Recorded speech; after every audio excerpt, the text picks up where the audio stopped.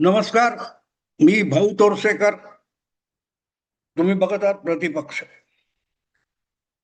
मित्रांनो, रस्त्यावरून येता जाताना किंवा कुठेही प्रवासात असताना किंवा कुठल्याही जागी आपण असतो, अशा वेळेला एखादी अपरिचित व्यक्ती कुठल्याही कारणास्तव भयंकर अडचणीत सापडली असेल, संकटात सापडली असेल, तर आपण तिच्या मदतीला धावून जातो.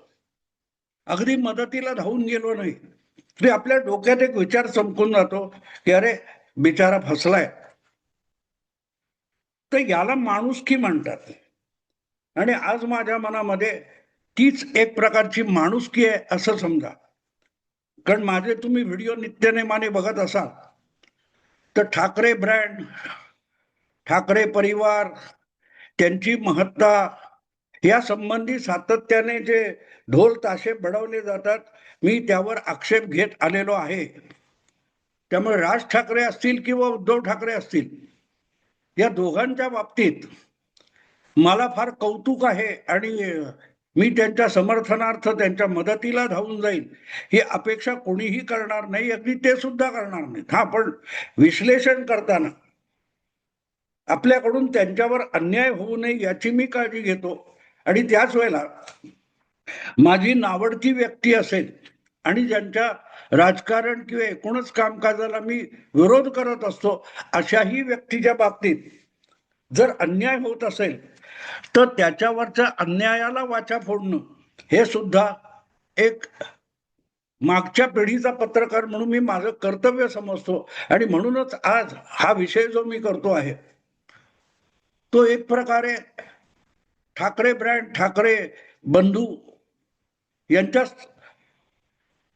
वर जो अन्याय झालेला आहे त्याचं परिमार्जन व्हावं या अपेक्षेने करतोय. आणि म्हणून ते शीर्षक बघितलं तर ते शीर्षक अनेकांना गमतीशीर वाटेल. त्यांना राहू द्या ना घरी, आता वाजले की 12. ह्यातली गंमत बाजूला ठेवा. ते काहीतरी गाणं आहे ना, तिला जाऊ द्या ना घरी, आता वाजले की 12. आता जुनं झालंय, 10-12 वर्षापूर्वीचं कधीचं गाणं आहे, ते खूप गाजलेलं. तर तसं हे ठाकरे बंधू यांना राजकारणात खरोखरच रस नाहीये, सार्वजनिक जीवनामध्ये फारसा रस नाहीये. हा, त्यातून जे काही लाभ मिळतील, फायदे मिळतील ते मात्र त्यांना हवेत. पण त्यासाठी आवश्यक आणि अत्यावश्यक असलेले कष्ट आम्हाला घ्यायचे नाहीत, ही त्यांची भूमिका आहे. आणि ही गेल्या 5-7 वर्षामध्ये अगदी स्पष्टपणे दिसलेली. अगदी राज ठाकरे विषयी मी खूप अपेक्षा बाळगून होतो आणि आहे सुद्धा. पण त्या अपेक्षा राज ठाकरे यांची क्षमता, त्यांचं कौशल्य, त्यांची गुणवत्ता या संदर्भाने होतं, व्यक्ती म्हणून नव्हतं. ज्या व्यक्तीकडे नेतृत्व गुण आहेत आणि त्या नेतृत्व गुणाच्या बळावर काही पराक्रम करण्याची शक्यता आहे, अशा व्यक्तीने पराक्रम करावा ही अपेक्षा बाळगणं हा गुन्हा नाही. आणि म्हणूनच राज ठाकरे विषयी आज सुद्धा माझ्या अपेक्षा संपलेल्या नाहीत.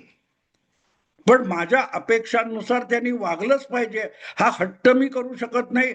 मी बोलू शकतो, इच्छा व्यक्त करू शकतो. तसंच उद्धव ठाकरे यांच्याकडून कुठलंही कर्तृत्व गाजवलं जाणार नाही.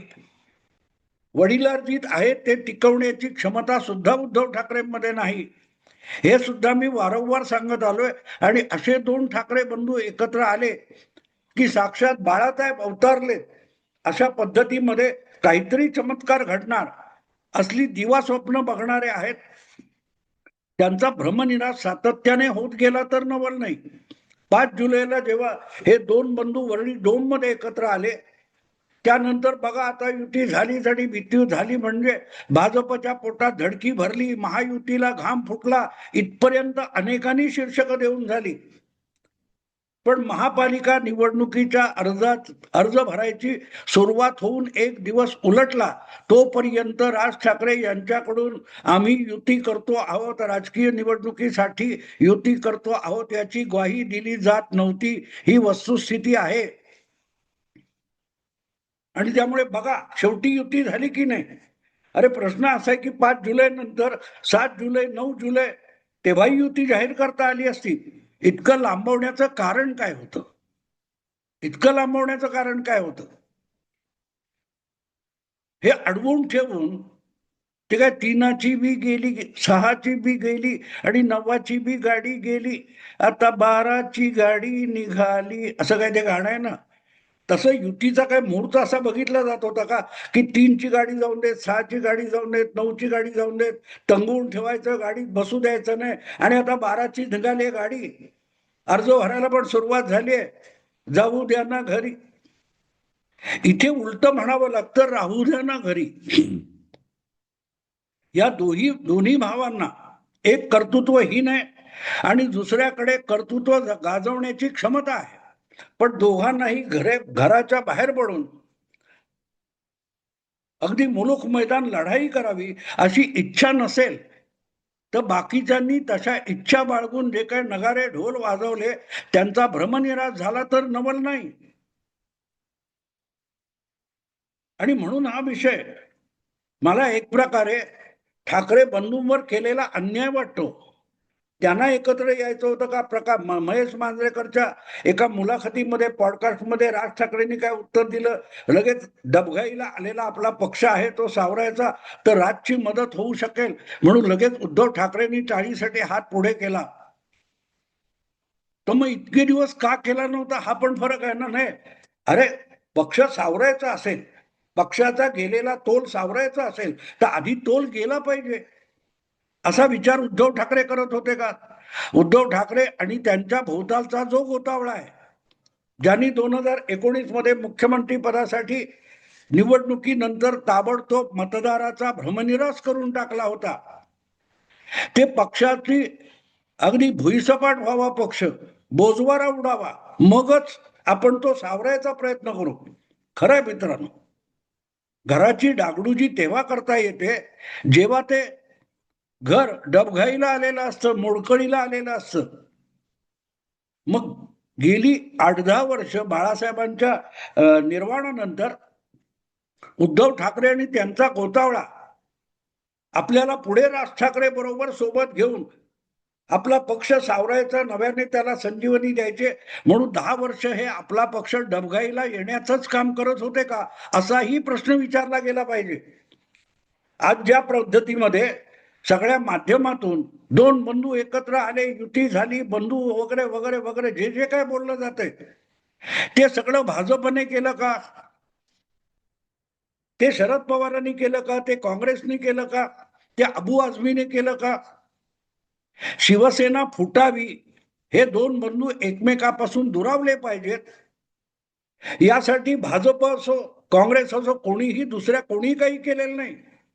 या दोन भावांमध्ये जी घरात धुसफूस होती त्याचं पर्यवसान हे शिवसेना दुभंगण्यात झालं, ज्यातून मनसे नावाचा, महाराष्ट्र नवनिर्माण सेना नावाचा नवा पक्ष निर्माण झाला. त्यासाठी सहनशीलता कमी असलेले राज ठाकरे जितके जबाबदार आहेत तितकेच उद्धव ठाकरे सुद्धा जबाबदार आहेत. त्यांना आपल्या धाकट्या भावाला सांभाळता आलं नाही, म्हणजे घरात मोठा भाऊ असून मोठा भाऊ राहता आलं नाही आणि भाजप बरोबर धाकटा भाऊ म्हणून राहता आलं नाही. आणि यातून ही जी काय परिस्थिती आज निर्माण झाली आहे, उद्धव ठाकरेंच्या हाती उरलेली जी काय पित्याची पुण्याई आहे, ज्याला उबाठा शिवसेना म्हणतात, ती इतकी डबघाईला आली आहे. तरीही उद्धव ठाकरे घराबाहेर पडून कार्यकर्त्यांना मिसळून, कार्यकर्त्यांना मोटिवेशन देऊन, प्रोत्साहन देऊन काही करण्याच्या हालचाली तरी दिसतात का? आता काल परवा राज्यातल्या 288 नगरपालिका नगर परिषदांच्या निवडणुका झाल्या. जर तुम्ही राज्यव्यापी आणि एक प्रादेशिक पक्ष असाल तर कुठल्याही एखाद्या छोट्या नगर परिषदेची निवडणूक सुद्धा तुम्हाला तितकी महत्वाची वाटली पाहिजे. याचं कारण नंतर येणाऱ्या आमदारकीच्या विधानसभेच्या निवडणुकीसाठी तिथे तुमचा एक बुरुज तरी उभा राहणं आवश्यक असतं.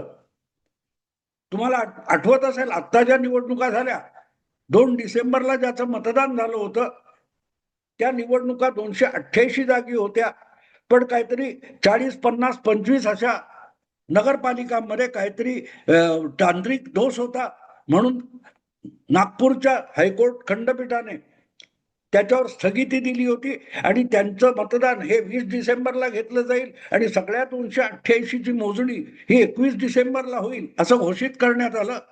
आणि त्यामुळे जिथे हे मतदान झालेलं नव्हतं अशा ठिकाणी प्रचाराची मुदत सुद्धा वाढवून देण्यात आली.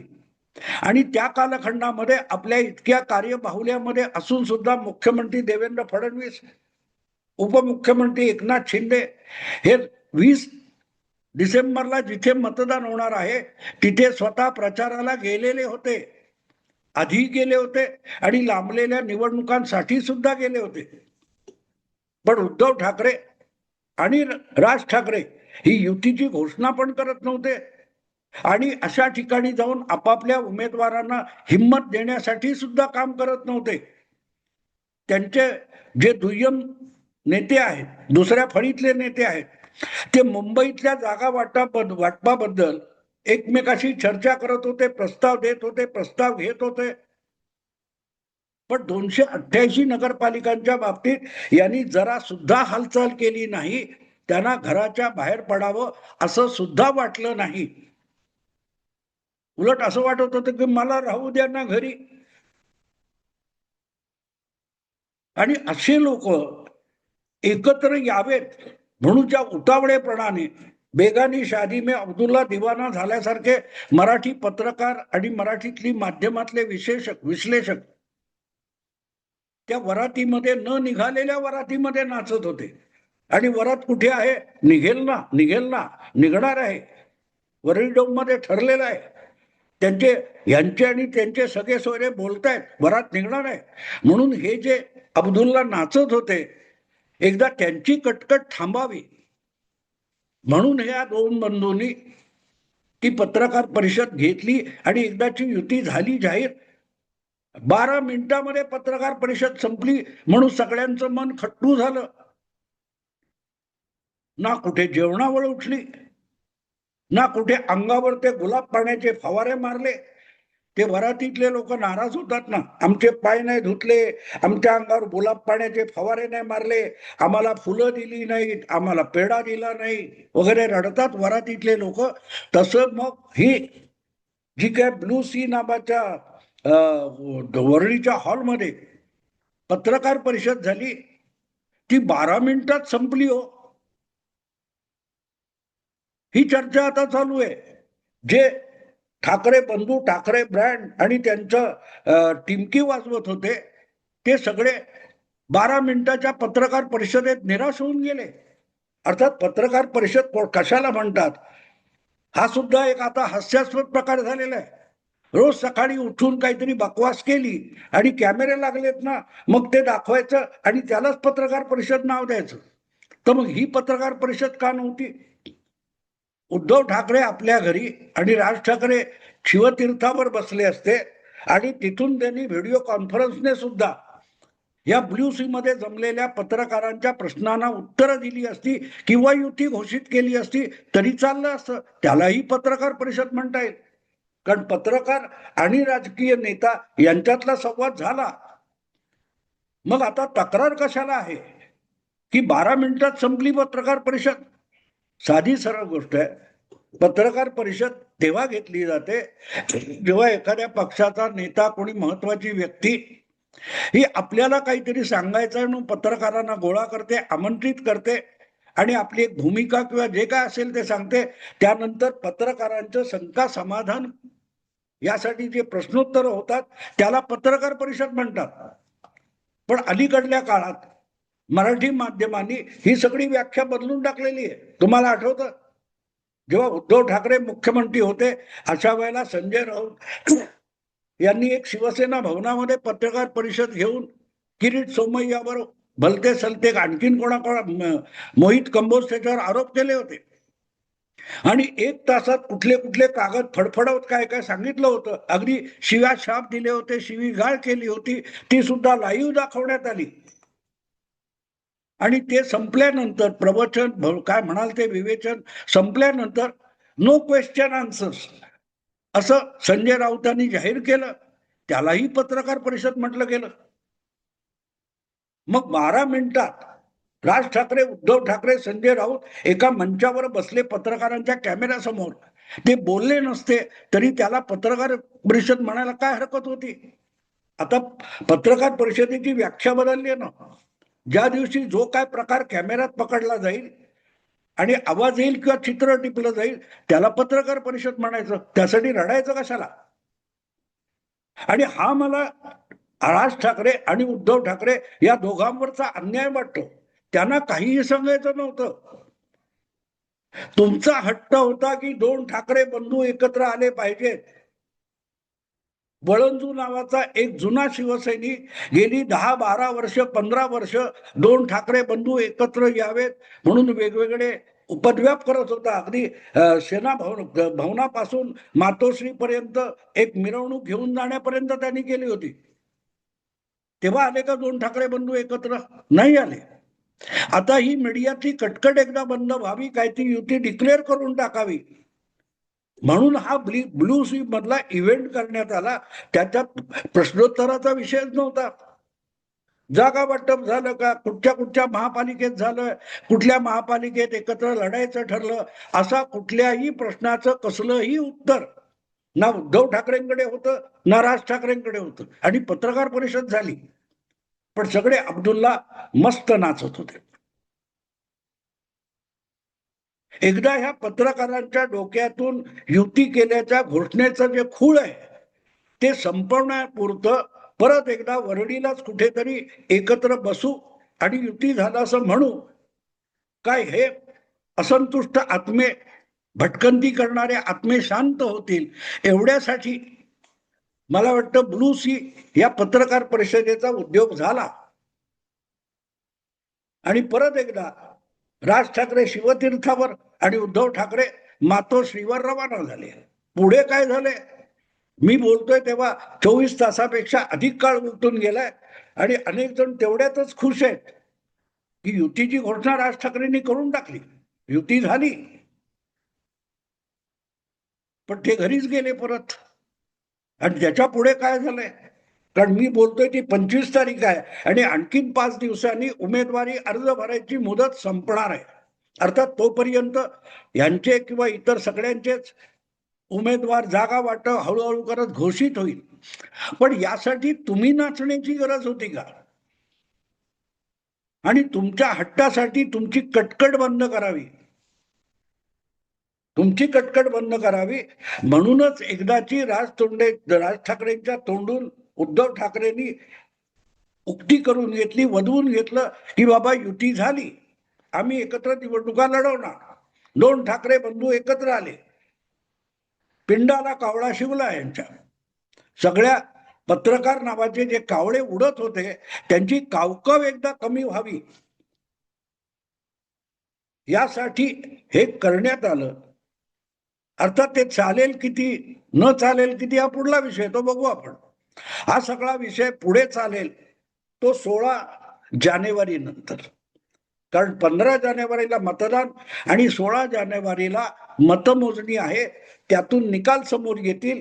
तोपर्यंत जे काय आहेत, कोण मावळे असतील कोण कावडे असतील, यांची काव म्याव म्याव चालू राहील. पण निदान ठाकरे बंधूंची कटकट डोक्यांची कमी झाली, त्यांच्यावरचा अन्याय थांबला असं मी म्हणेन. रोज रोज उठून युती कधी युती कधी युती कधी थांबला. माझं एवढंच या पत्रकारांना सांगणं आहे, बाबांनो त्यांना यात काही रस नाहीये, त्याचा फायदा हवाय पण त्यासाठी त्या दोघांनाही कष्ट घ्यायचे नाहीत, मेहनत करायची नाही. तेव्हा त्यांना राहू द्या ना घरी. आता वाजले की 12, अर्थात 12 वाजले की नाही हे टोले 12चे टोले ऐकण्यासाठी आपल्याला 16 पर्यंत थांबावं लागेल, 16 जानेवारी पर्यंत थांबावं लागेल की 12 वाजतात की नाही वाजत. पण ते 12 वाजल्यानंतर राहू द्या ना घरी असाच पहिली ओळ आहे, ती नंतर म्हणायची वेळ येईल 12 वाजले तर. मी आता थांबतो. आवडलं लाईक करा, शेअर करा आणि प्रतिपक्षाला सबस्क्राईब करा. नमस्कार.